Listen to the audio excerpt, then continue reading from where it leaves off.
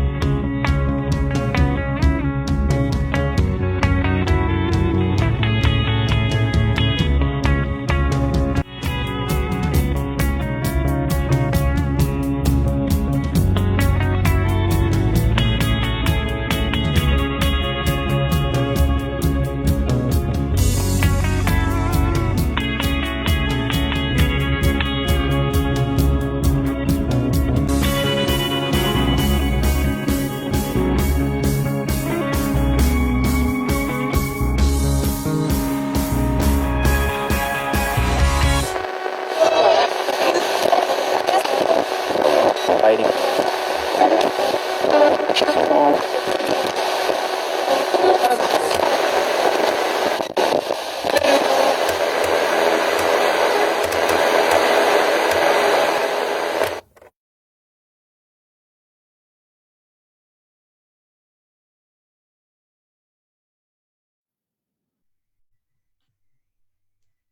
Hola, hola, hola, hola. Hola a todas, hola a todos. Gracias por conectarse a esta plática increíble entre dos niñas rebeldes.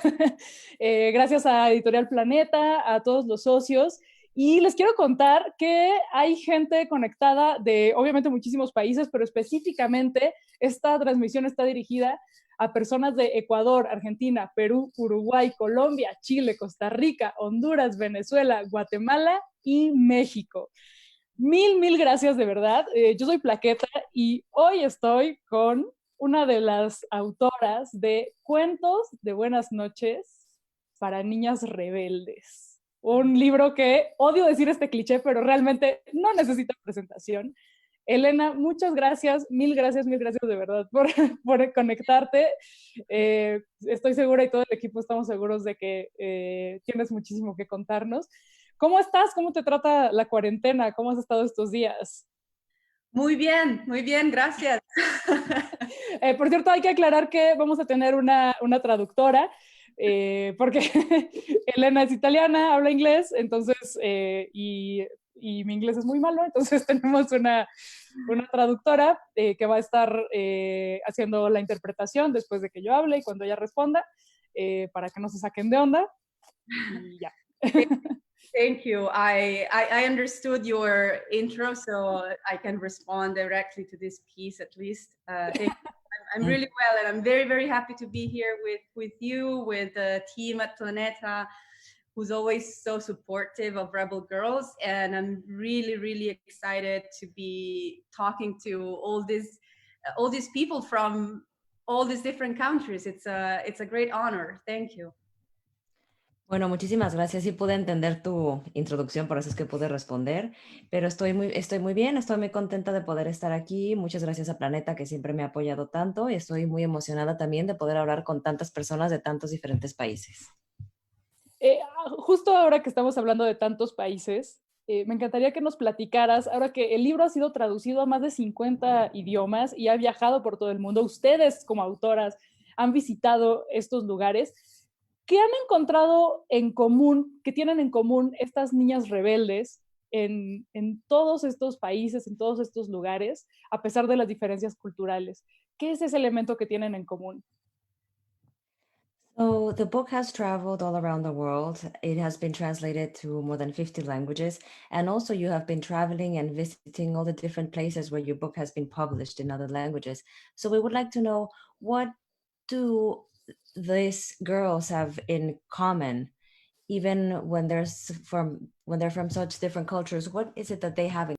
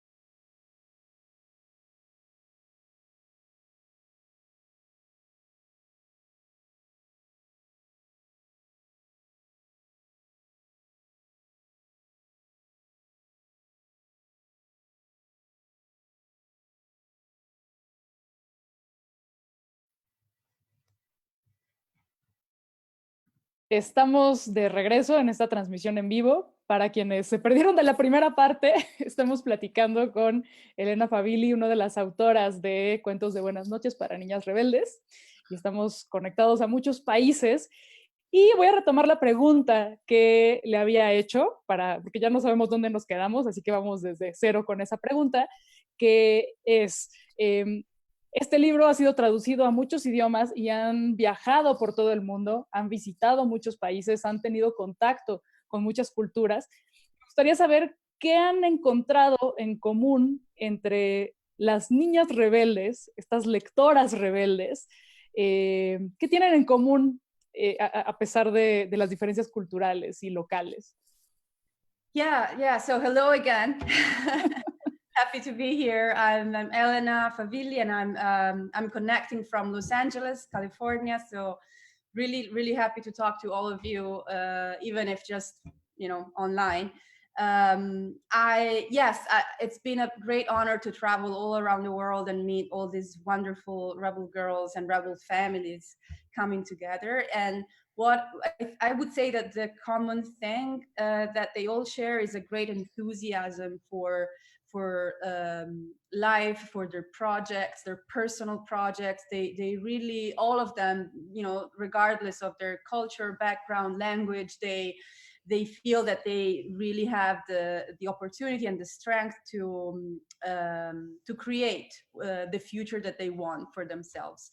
And I have to say that of all the countries that I've been to most recently, Mexico has been one of the countries where I've seen the most emotional response from young girls, and not just elementary school girls, but also preteen and teenagers. So that was something different from other countries where, like in Italy, for example, where I'm from, I see mostly elementary school girls showing up at readings, book signings.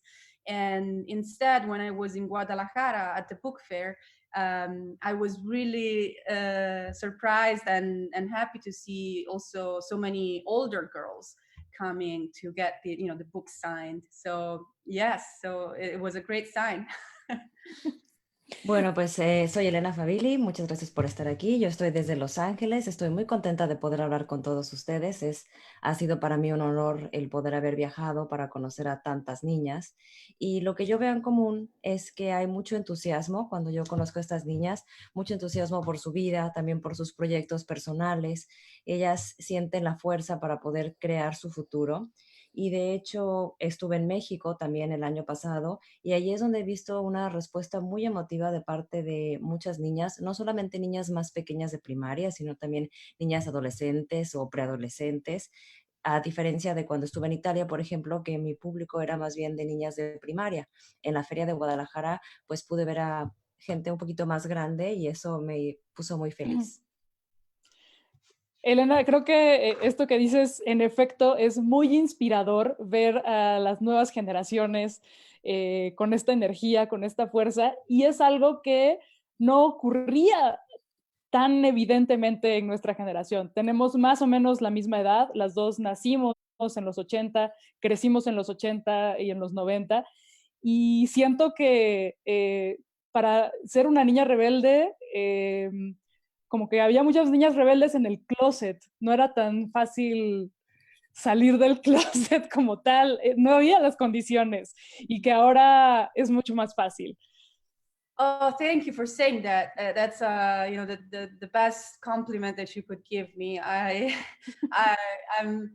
really proud, yes, to see that these books have helped many young girls to find their rebel spirit, right? Their rebel side, and they feel much more comfortable in their own skin right now, and they feel more protected also probably from the culture that they live in, because I think that these books have created a new cultural movement, right, around a new kind of storytelling, a new kind of representation of women and of women's achievements. Bueno, pues muchísimas gracias por ese comentario. Es de verdad que un cumplido. Me da mucho gusto saber que este libro ha ayudado a las niñas a poder encontrar su lado más rebelde, a sentirse más cómodas con quienes son, a sentirse también más protegidas dentro de la cultura a la que ellas pertenecen. Yo creo que este libro ha ayudado a crear un nuevo movimiento cultural donde las mujeres se pueden sentir mucho mejor representadas de lo que se sentían antes. Elena, ¿cuál es tu primer recuerdo siendo una niña, una adolescente o una mujer rebelde? I was, I think I was a rebel child. I wasn't a rebel teenager. So I think something happened there. And I think this is probably a very common experience for many girls, because when, you know, when you're a child and when you're still young, then your rebel spirit is still intact. And then society kicks in, and then all the stereotypes play against you, and they kind of push you down, put you down. So as a teenager, I was very quiet, very diligent. I wasn't a rebel at all. And so then my rebeldia came back only in my 20s, when so a specific moment in my 20s was when I decided to, well, first of all, when I was 18, I decided to leave home and go study in a city in Bologna, in the north of Italy, by myself. And then when I was 23, I decided to leave Italy and to go study in the US, in California. So those for me were two, like, biggest, I think two of the biggest moments of like rebellion against what was my normal life up to that point. Bueno, pues yo creo que yo como niña era quizá rebelde, pero después de adolescente no era yo tan rebelde, era un poquito más tímida y creo que es una experiencia común que le pasa a muchas niñas, que después al ir creciendo con los estereotipos vamos perdiendo un poquito ese espíritu rebelde, pero creo que mi rebeldía la pude retomar más cuando yo tenía más o menos unos 20 años. Fue la primera vez que yo salí de mi casa, me fui a estudiar a Bolonia sola, y a los 23 años fue cuando decidí irme de Italia, irme a Estados Unidos, a California a estudiar, y creo que esos dos momentos fueron muy importantes para poder sacar esa parte rebelde en mí. ¿Qué reflexiones has tenido durante la cuarentena, estos días de aislamiento? Porque creo que la situación nos ha llevado a ver algunas luchas, algunos puntos de la lucha feminista desde una óptica diferente. Han surgido nuevas preocupaciones. Por ejemplo, aquí en México, los índices de violencia contra la mujer en los hogares han aumentado mucho. También algunas luchas han quedado en pausa porque pues, las condiciones de pronto cambiaron radicalmente. ¿Qué has pensado al respecto? ¿Qué te preocupa? ¿Qué has estado pensando estos días? Yeah, domestic violence has been on the top of my mind, because it's not, I mean, it's happening everywhere, unfortunately, not just in Mexico. The numbers of domestic violence cases and abuses during this shelter at home time are just going up and up everywhere, and this unfortunately just means that home unfortunately is not a real shelter for many women still today, and that women actually in many cases still find in their own houses their most dangerous prison that they have to escape. So I think that, you know, from my perspective, this is just a strong reminder of, you know, how far we still are from equality and from safety for women throughout the world, and how much work we still have to do. And the theme of domestic violence is actually so complex, and also not very much debated. So I think that from my perspective, the perspective of a creator and a storyteller, I've been asking myself, like, what could I do to make this subject like a more debated subject, something that people understand more and something that people want to do something about. Bueno, la verdad es que el tema de la violencia doméstica ha sido un tema que ha estado también muy presente en mi mente. Creo que es algo que está sucediendo en todo el mundo, no solamente en México. Ha habido un aumento significativo de casos de violencia contra la mujer. Y esto significa que desgraciadamente las casas ya no son o no han sido un refugio para las mujeres todavía en la actualidad. Inclusive en sus propias casas las mujeres se sienten en una prisión de la que tienen que estar escapando, es un lugar peligroso para ellas. Creo que también este momento ha sido un gran recordatorio de que no hay igualdad, de que no hay seguridad para las mujeres en el mundo y que todavía queda mucho trabajo por hacer en este tema. La violencia doméstica es un tema también bastante complejo, pero aún así no es un tema que se ha debatido lo suficiente. Yo como creadora, como una persona encargada de contar historias, me sigo preguntando qué es lo que podemos hacer para debatir más este tema, para poder entender mejor este tema y qué es lo que yo puedo hacer para mejorar esta situación. Empiezan a llegar las preguntas del público y por aquí tengo una que es, ¿cuál es tu niña rebelde favorita de Latinoamérica? De Latino America. Let me think. I think this is easy. I mean, I think this is so easy. It was the first one. Well, I have two. So one, it's really, really easy. It was the first one that the first story actually that we used in our Kickstarter campaign, and it's the story of Frida Kahlo. And the second one is a mujer de Colombia, Policarpa Sarvalleta. The Spy. So those two I think are my favorite. Yeah. Pues mis favoritas son Frida Kahlo. De hecho, ella fue una de los primeros personajes que nosotros elegimos para nuestra campaña en Kickstarter, y es mexicana, y también una colombiana, Policarpa Zavalleta, que es la espía. Sí, creo que deberíamos tener más camisetas de Policarpa. Porque, sí, bueno, voy a leer otra pregunta de Laura Rojas. Ella es de México y nos pregunta, ¿qué significa ser una niña rebelde y cómo podemos contagiar más esta rebeldía?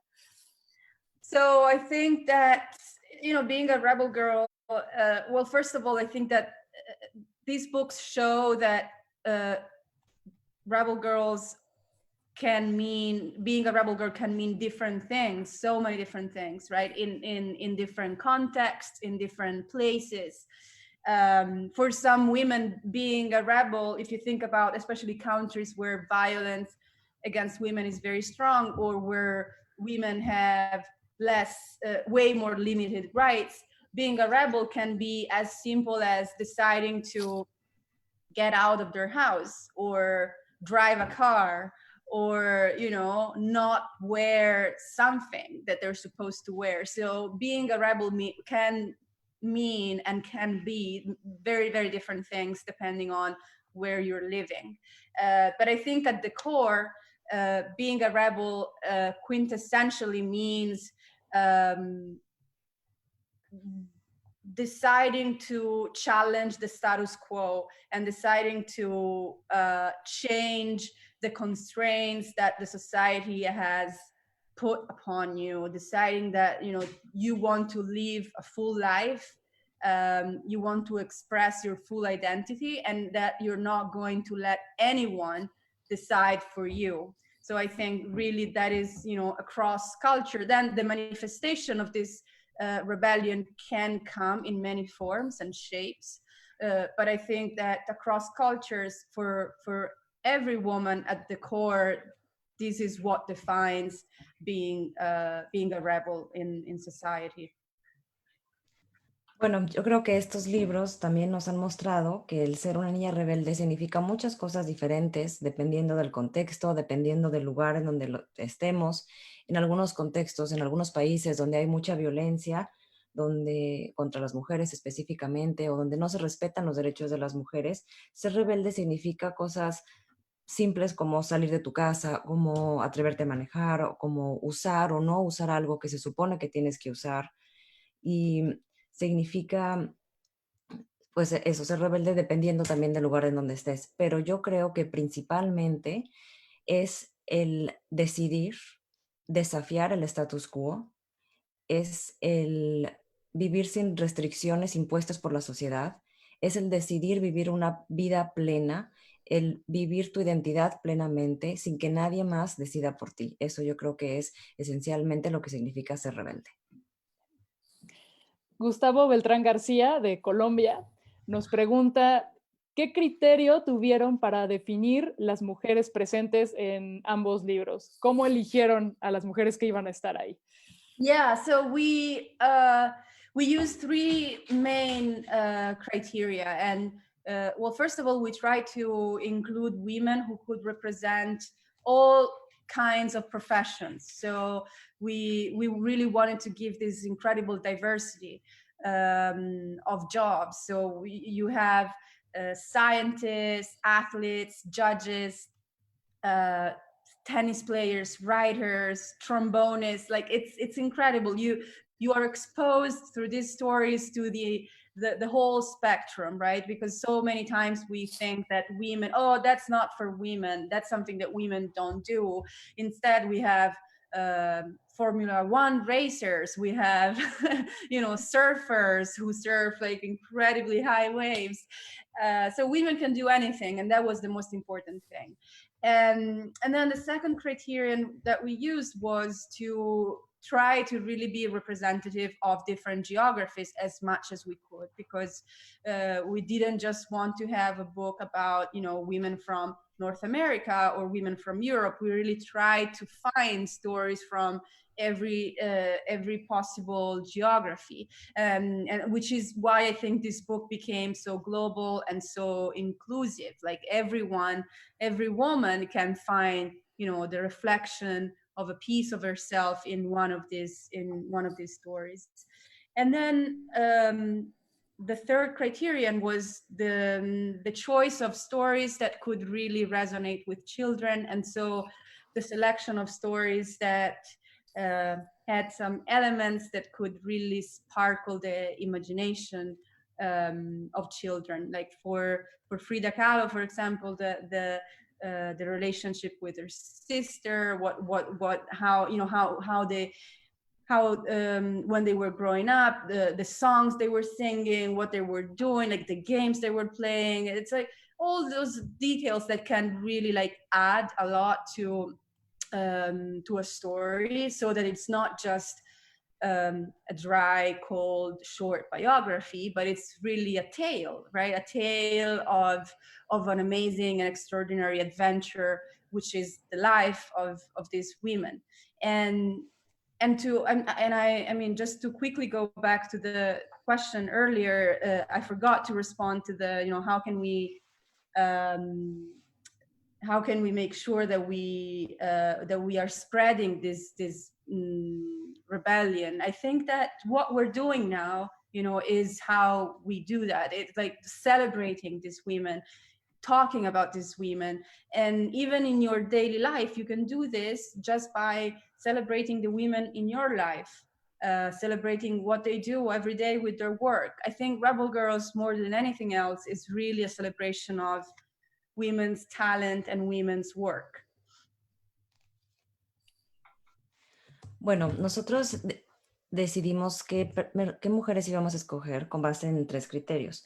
El primero es, queríamos tener una amplia gama de diferentes profesiones, de diferentes trabajos. Por eso es que nosotros tenemos desde científicas, atletas, tenistas, escritoras, músicas, porque nosotros queríamos representar los tipos de trabajos que tradicionalmente nos imaginamos que no son para la mujer. Por eso también tenemos pilotos de Fórmula 1, surfistas. Eso es lo que queríamos representar principalmente, que las mujeres pueden hacer todo lo que ellas quieran.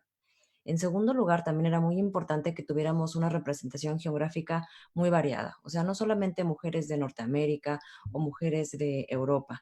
Nosotros queríamos contar historias de diferentes geografías de todo el mundo y creo que eso es lo que hace que el libro sea un libro bastante inclusivo, para que así todas las mujeres pudieran encontrar, reflejarse en estos elementos para identificarse con el libro. Y en tercer lugar, nosotros también queríamos encontrar algunos elementos que fueran atractivos para los niños, para las niñas, para contar esta historia a nuestro público que son los niños. Elementos que ayudaran a encender la imaginación de los niños, como por ejemplo el caso de Frida Kahlo. Nosotros nos enfocamos en detalles de su vida, como por ejemplo la relación que ella tenía con su hermana, las canciones que cantaba, los juegos que jugaba, detalles que nos ayudaran a contar la historia de sus vidas tan eh, llenas de aventuras que tenían. Y también una pregunta que se me había olvidado responder, que me habían preguntado cómo podemos nosotros contagiar esta rebeldía. Pues yo creo que celebrando a las mujeres, hablando de las mujeres, inclusive celebrando a las mujeres que están en nuestras propias vidas, porque yo creo que este libro para niñas rebeldes es un libro que trata de celebrar los talentos de todas las mujeres y eso es lo que nosotros podemos hacer para contagiar este espíritu de rebeldía. Por acá tenemos una pregunta de Monse Culen Fregoso Fonseca, de México, y dice, ¿qué efectos has podido ver en el mundo después de que se publicaron estos libros que han sido reconocidos internacionalmente? Yeah, thank you. Thank you, Monse, for this question. We've seen, we've seen incredible response to these books everywhere, like an incredible enthusiasm, and one of the most moving responses that I've seen, because we see people, and especially moms, sharing pictures on social media of their kids reading these stories, and really like taking the book to sleep with them even sometimes, because this book has become such an important object in their life, almost like a toy you usually bring to sleep with you, a plush toy or something like that. It's very unusual for a book to become such a central part of your life. So I think that seeing all these pictures of all these bedrooms with our books inside, and of all these families like sharing stories across generations, because so many times we receive pictures of grandmothers reading with their grandchildren, or sisters reading the books together or with their parents. So it's been really amazing just to witness the effect in families across different generations. I think this has been probably the most moving aspect.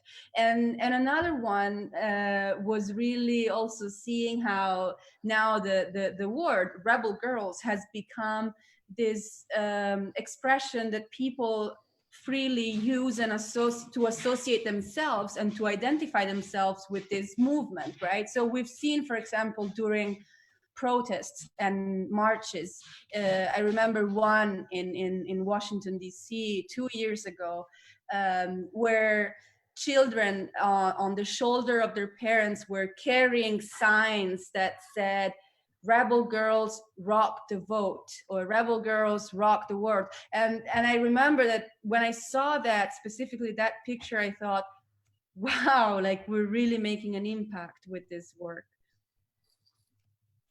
Bueno, yo creo, primero que nada, muchas gracias, Monse, por tu pregunta. La verdad es que hemos visto una respuesta increíble, hemos visto muchísimo entusiasmo. Una respuesta muy emotiva, por ejemplo, es ver a muchas mamás compartiendo fotos en redes sociales de cómo sus hijas se llevan sus libros a la cama para leerlos en la cama y que los tienen cerca de ellas, como cuando eres niño y te llevas algún juguete, algún peluche a la cama. Pues el ver este tipo de fotos y ver cómo se ha vuelto el libro una parte central en la vida de las personas. Muy interesante también ver cómo hay personas de diferentes generaciones involucradas en el libro, cómo vemos fotos de abuelitas leyendo con sus nietas o de hermanas o los papás. Entonces, bueno, ese ha sido una de las cosas más emotivas, ver el efecto en las diferentes generaciones en una familia.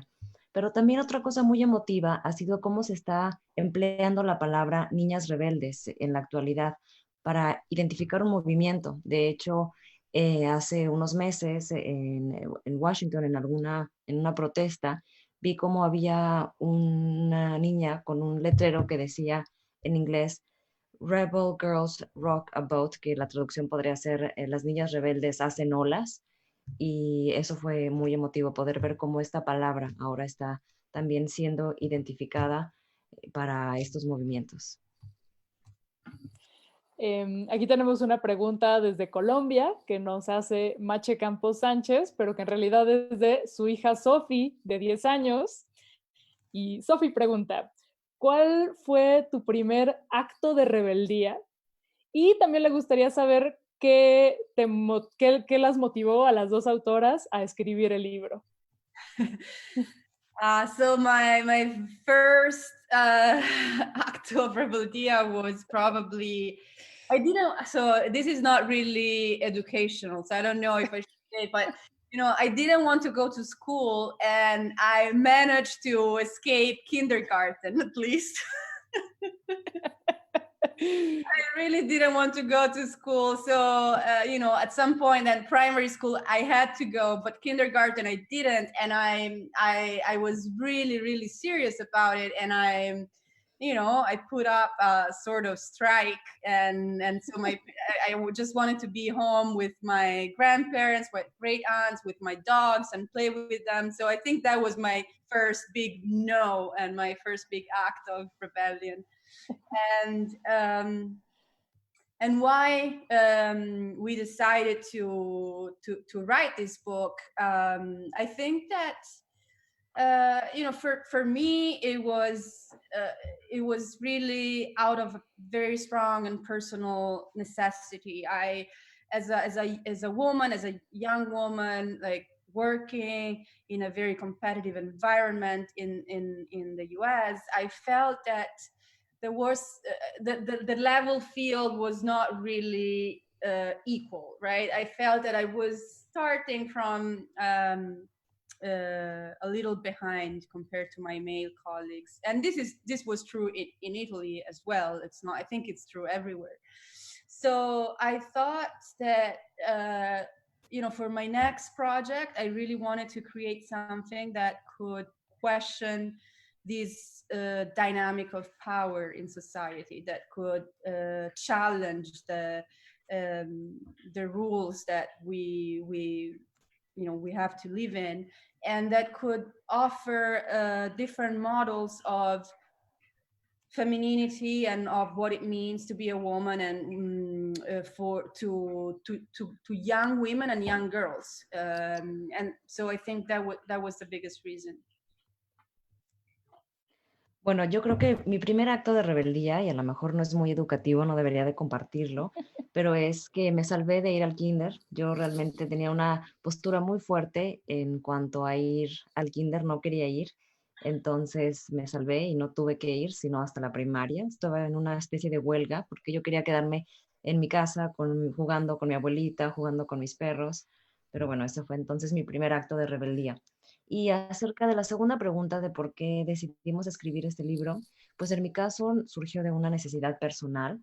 Yo como una mujer joven trabajando en un entorno tan competitivo en Estados Unidos sentía que las condiciones no eran iguales a comparación de las condiciones de trabajo para mis colegas hombres. Entonces yo quise crear algo que sirviera para cuestionar esta dinámica de poder, para cuestionar las reglas en las que se movía el entorno laboral en ese momento. También quería crear algo donde se pudieran ver modelos diferentes de feminidad, tanto para niñas como para mujeres jóvenes. Ahora tenemos una pregunta desde Uruguay. Florencia Gutiérrez pregunta, ¿qué libros te inspiraron a convertirte en una niña rebelde? Many books, really. But if I have to choose one, I think that reading this book about the life of Ruth Bader Ginsburg, the American judge, was really like almost life changing, because it was a wonderful book, first of all, and full of pictures, full of you know, fun stories about her life, about her studying, um, and I thought, wow, what a great example of someone who's, you know, really like defied all expectations, and, you know, who's broken all stereotypes, and is still out there at 83, I think, years old, fighting for all of us, and protecting our rights, protecting our freedom. So I think that reading that book really gave me like the final push to decide to create a book as well. Bueno, pues la verdad es que muchísimos libros tuvieron una influencia en mí, pero si yo tuviera que escoger un libro, sería el libro acerca de la vida de esta jueza estadounidense, Ruth Bader Ginsburg. La verdad es que este libro cambió por completo mi vida. Es un libro muy bueno que tiene muchas fotos de ella estudiando, de su vida en general, y yo creo que ella es un gran ejemplo para todas nosotras porque realmente se ha dedicado a desafiar las expectativas impuestas en ella, a romper estereotipos. Es una mujer de 83 años o algo así, que se sigue dedicando a pelear por nuestros derechos. Entonces yo creo que ella fue un gran ejemplo para mí. Desde Chile, Camila Lizana nos pregunta, bueno, te pregunta, ¿cuáles son las 3 niñas rebeldes que han definido tu vida? I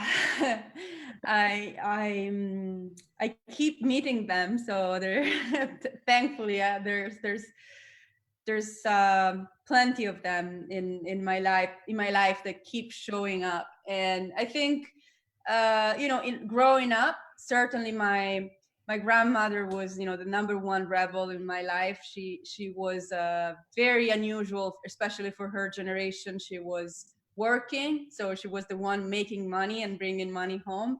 She was driving a car, which at the time in Italy wasn't like really a thing for women. And she was in charge of the household. You know, she was really making all the decisions, and she had a very tough attitude, especially with her husband, with my grandfather. So, so she was definitely a great role model in that regard. And then, you know, my mom as well, in a very different way. My mom was is a doctor. She's an ophthalmologist. So I remember growing up always seeing her studying in this, you know, large books about medicine and ophthalmology. So she really like gave me this really strong desire for studying, for being independent, and you know, for also she never cared a lot about getting married, you know, finding someone. Like, so she was really free of those stereotypes, thankfully. And I think that gave me a great amount of inspiration.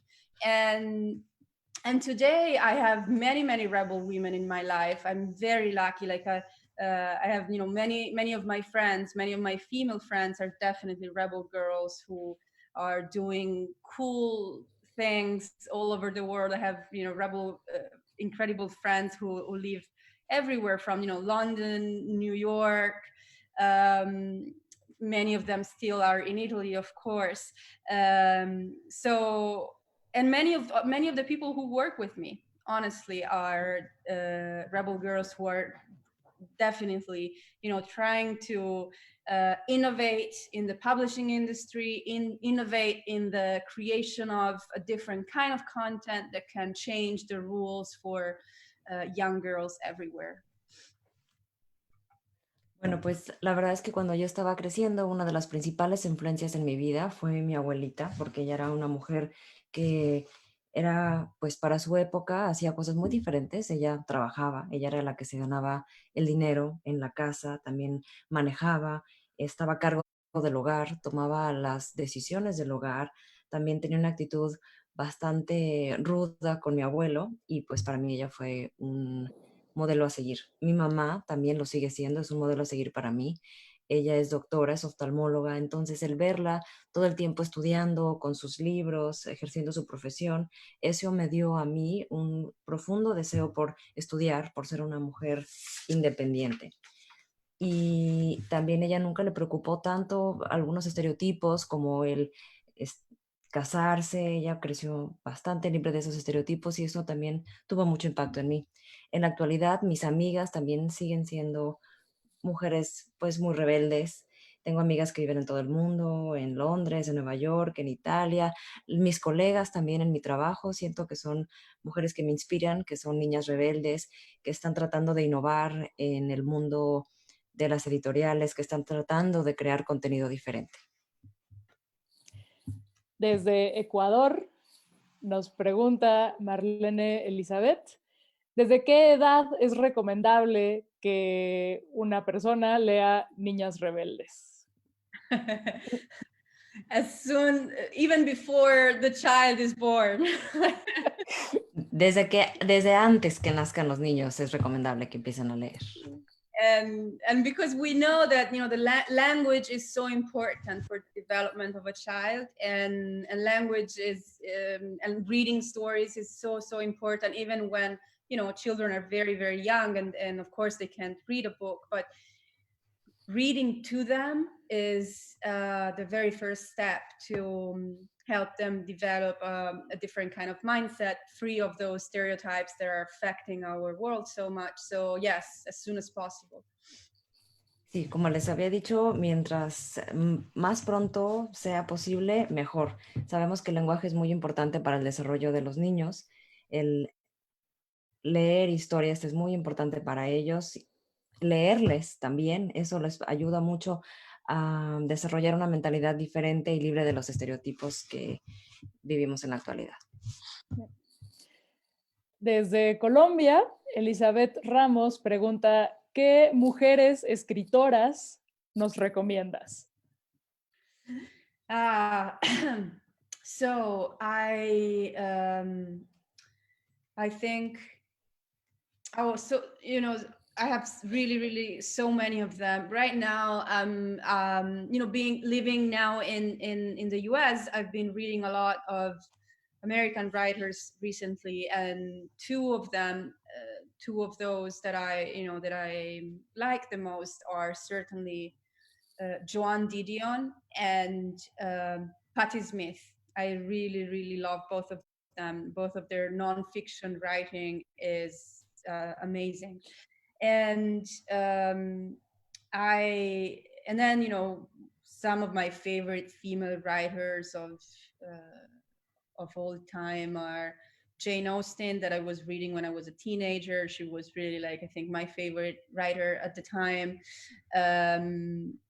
And Agatha Christie was another incredible writer that I loved when I was in high school. Yeah, so pretty much around the same time. So yeah, I would say those four would be my initial list of recommendations. Bueno, pues mis recomendaciones en la actualidad, como yo vivo en Estados Unidos, leo a autoras estadounidenses. Una de ellas es Joan Didion y la otra es Patti Smith. Me encanta su forma de escribir. Y también como adolescente, más bien en la preparatoria, me gustaba leer a Jane Austen. Era, yo creo que mi autora favorita, y también Agatha Christie. Esas serían mis 4 recomendaciones iniciales. Desde Uruguay, Carla Morrison nos pregunta, si Niña Rebelde fuera una superheroína, ¿cuál sería su superpoder? Oh, this is such a good question. I don't know. I've never thought about it. Yeah, maybe I would like to know actually from the audience, like what they think about this one. For me, when I think about my superpower, I always think about something easy because I'm traveling so much. So I would really love to be able like to just teletransport myself like in different corners of the globe.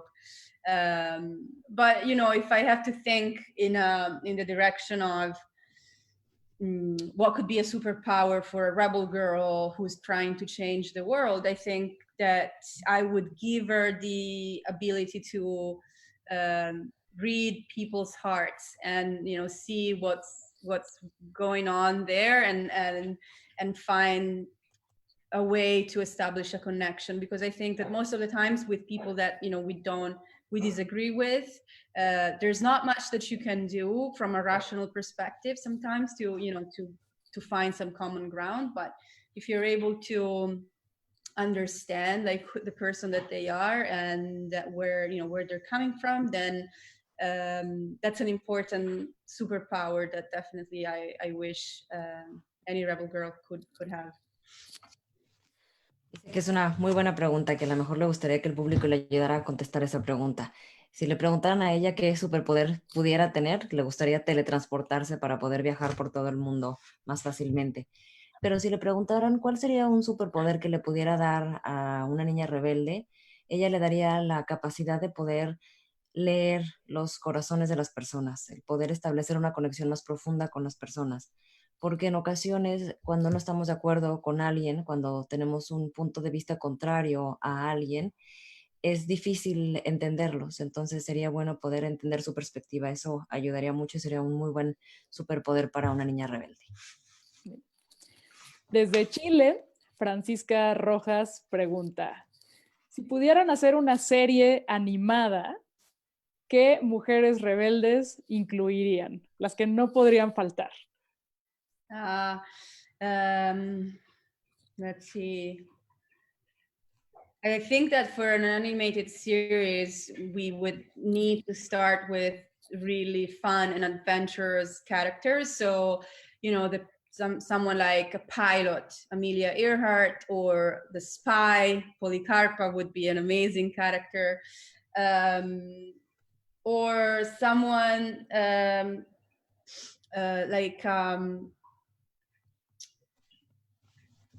someone like who's been working on who's trying, you know, to invent something, to come up with something. So maybe a scientist, you know, in her lab. So someone like Marie Curie, or someone like Ada Lovelace. But I also think that, you know, stories about activists and environmentalists now are so much so needed and so important. So one of my favorite stories is, for example, the story of Wangari Maathai, this incredible woman from Kenya who started the Green Belt movement, and she started by just planting one tree. And so I think that, you know, the stories of this kind of, you know, adventurers and women explorers, doers, activists would be the most important to start from in an animated series. So probably, yeah. So if I had to choose, how many did they say? 3? So no especificaron un número, solo quienes no podrían faltar. Okay, so Policarpa Salvarrieta and Wangari Maathai, definitely, and Amelia Earhart and Ada Lovelace. Bueno, si nosotros tuviéramos que hacer una serie, tendríamos que escoger a los personajes que son los más aventureros, los más divertidos. Por eso yo creo que a lo mejor escogería a Amelia Earhart, una mujer piloto, o a lo mejor a Policarpa, que es espía. O quizá me gustaría escoger a alguien que haya inventado algo, a lo mejor a una científica en su laboratorio, como Marie Curie podría ser, o Ada Lovelace.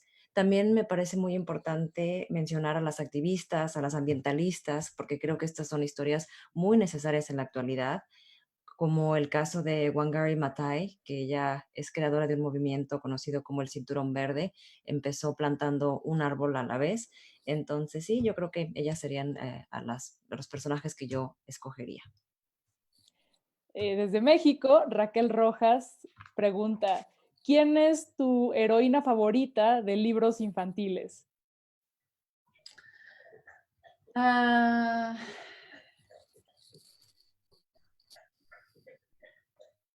Let me think. I think, you know, there's not so many of them, so it's but one of my favorite books when I was a child was this book called it's in Italian. I mean, the title that I remember is in Italian.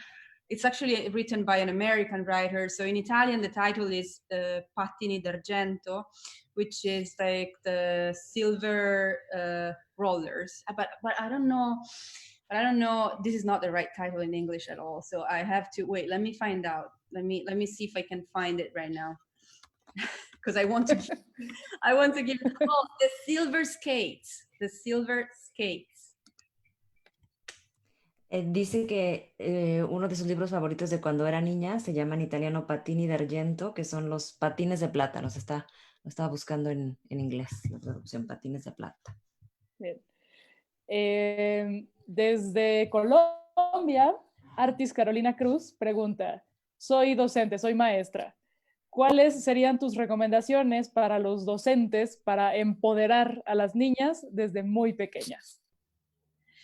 I think it's, you know, same recommendation as before, just sharing stories of powerful women. I think it's the most important thing that you can do to empower your students. And in school especially, it is so important, because when you're in school and you study history, you study philosophy, you only study about men, and they make it look like all the most important things were done only and exclusively by men, but it's not true. I mean, there were always women involved in every invention, in every historical moment and event.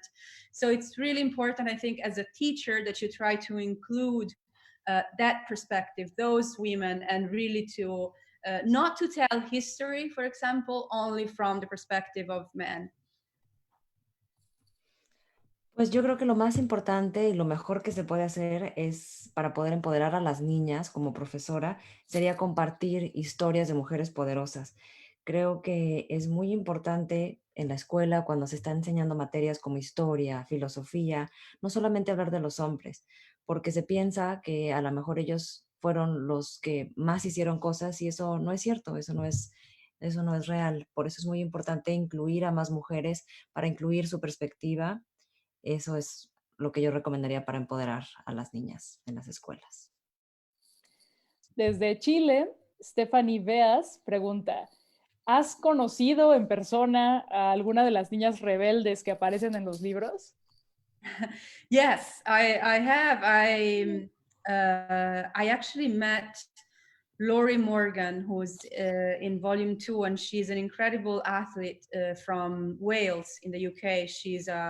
She's an ultra marathon runner. So she runs these super long marathons in the most extreme conditions. She ran one in the Amazon, and she ran one, I think, in the Arctic. So she's like a tiny lady with this incredible strength, who was able to run forever in the most difficult conditions. Sí, de hecho, ella tuvo la oportunidad de conocer a Lori Morgan, que es una atleta de Gales. Ella es una ultramaratonista que corre en condiciones extremas. Ha corrido en el Amazonas, en la Antártida. Es una mujer pequeñita, pero con mucha fuerza. Desde Colombia, Janet Rubí Lía, que tiene 11 años, pregunta, ¿por qué las chicas de los libros tienen este adjetivo y son llamadas rebeldes? Well, because they all had to fight to become who they were, to become what they wanted to become, and to realize their dreams and their full potential. So that's why we call them rebeldes. Bueno, nosotros las llamamos rebeldes porque todas estas niñas tuvieron que pelear para poder convertirse en quienes ellas querían ser, para poder realizar sus sueños, y por eso es que las llamamos rebeldes. Tenemos que, ya casi nos vamos, así que por favor dejen sus últimas preguntas, porque desgraciadamente el tiempo es corto, pero hay algunas preguntas más.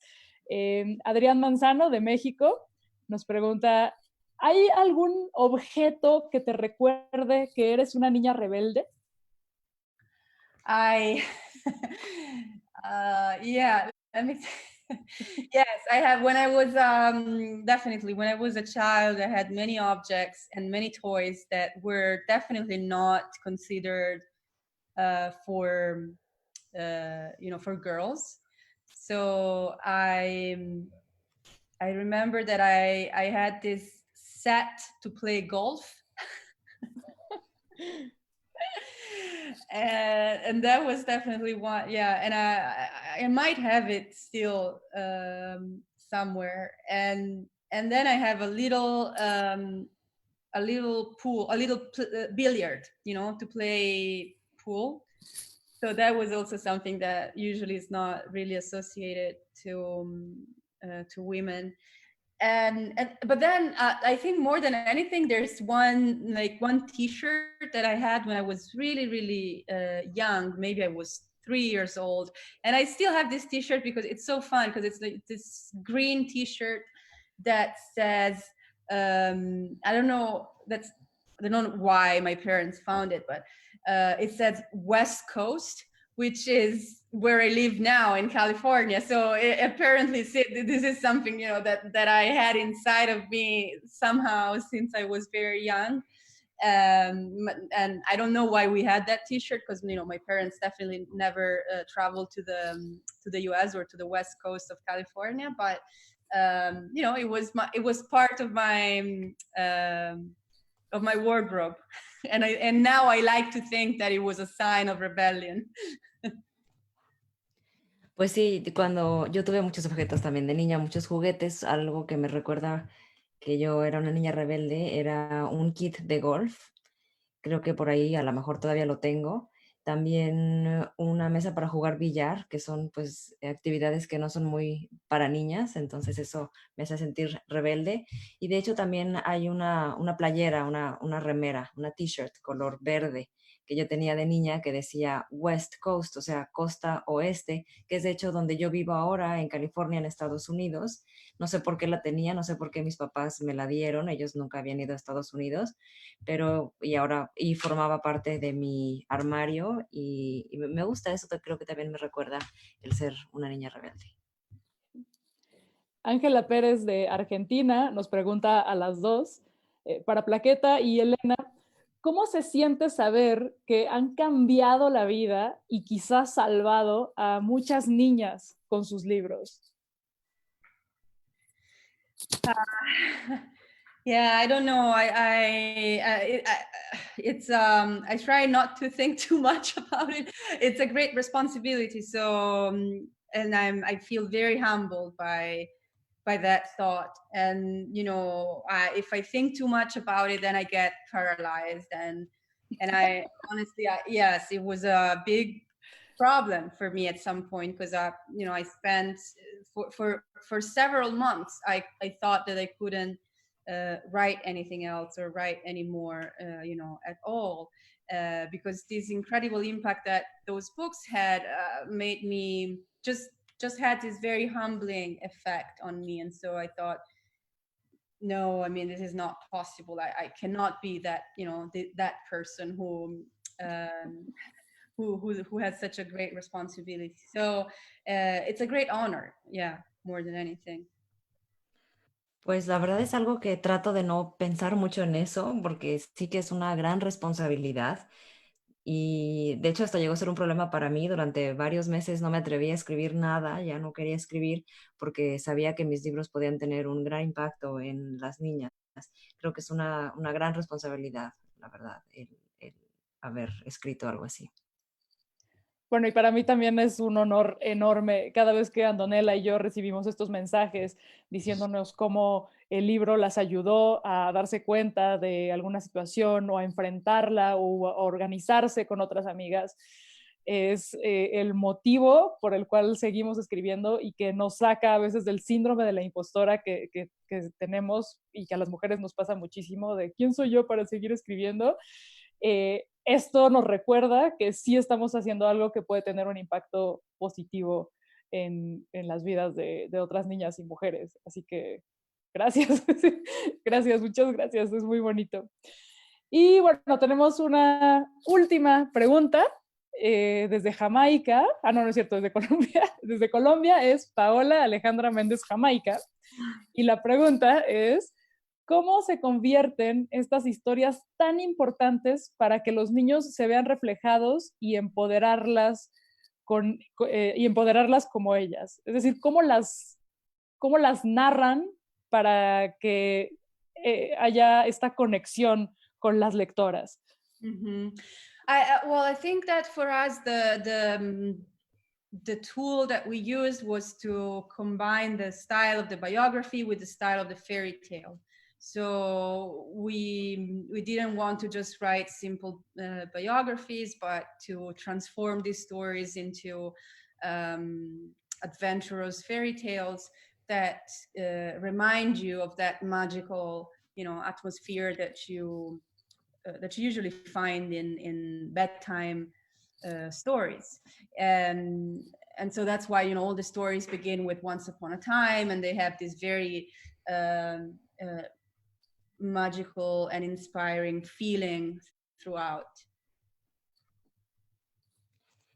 Pues para nosotros una de las principales herramientas que utilizamos es la combinación de la biografía con los cuentos de hadas. Nosotros no queríamos solamente escribir la biografía de nuestros personajes, sino que más bien queríamos transformar sus biografías para que sonaran más a cuentos llenos de aventuras, con magia. Por eso también es que las historias empiezan con Érase una vez, para poderle dar ese sentido como de magia y de inspiración a nuestras historias. Pues ya nos vamos, qué triste. Estuvo increíble esta plática y bueno, les recordamos que los libros de cuentos de buenas noches para niños rebeldes 1 y 2 están disponibles en versión electrónica, en ebook, también en audiolibro. También Una amiga date cuenta, que es el libro que yo hice junto con Andonela, están en estos, bueno, en audiolibro no, pero en ebook sí. Y queremos agradecer, tengo la lista de todas las páginas que transmitieron esta plática. Mil gracias a Artemis Libros, Centro Cultural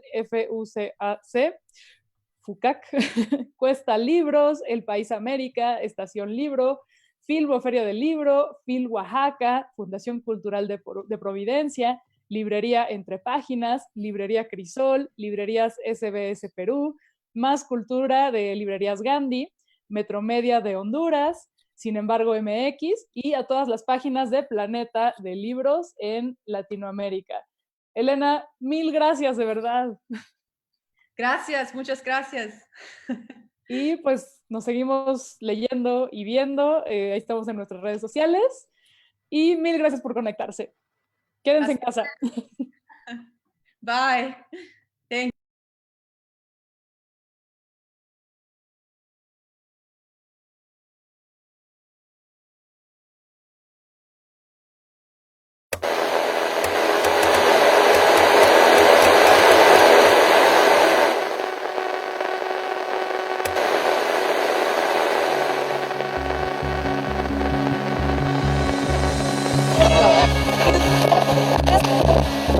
Writing.